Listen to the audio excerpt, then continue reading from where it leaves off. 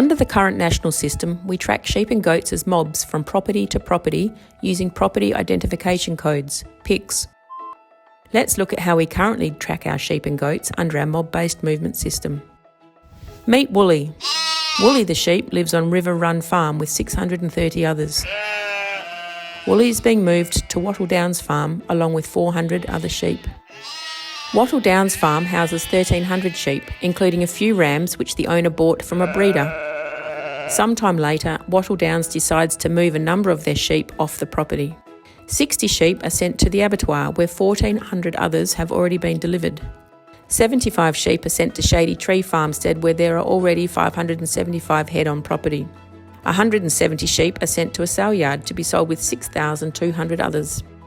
500 sheep from that sale yard are moved to a feedlot, housing 8,000 more sheep. Finally, approximately 1,200 feedlot sheep are moved to an export depot where there are already 21,000 sheep. But wait, where's Woolly? Just through Woolly's potential journey, we've come into contact with about 40,280 sheep.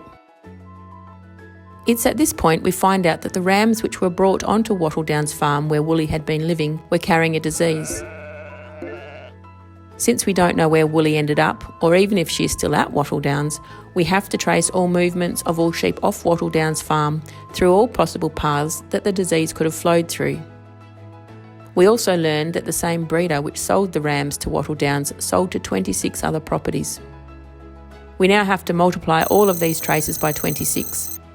That's 1,047,280 potentially exposed sheep and more than 130 pathways to follow. But let's just look at finding Woolly in this instance. If Woolly had been tagged with an eID tag with a unique electronic number, we would have been able to trace her and the others from Wattle Downs as individual sheep, rather than needing to follow all the potential pathways they could have travelled down and all the other sheep they could have come into contact with. Having individual eID allows us to find Woolly. The time to contain a disease is reliant on the rate of traceability available. As a component of the whole system, eID helps us to trace specific stock and know which others have been in contact with them, improving our rate of detection, containment and response.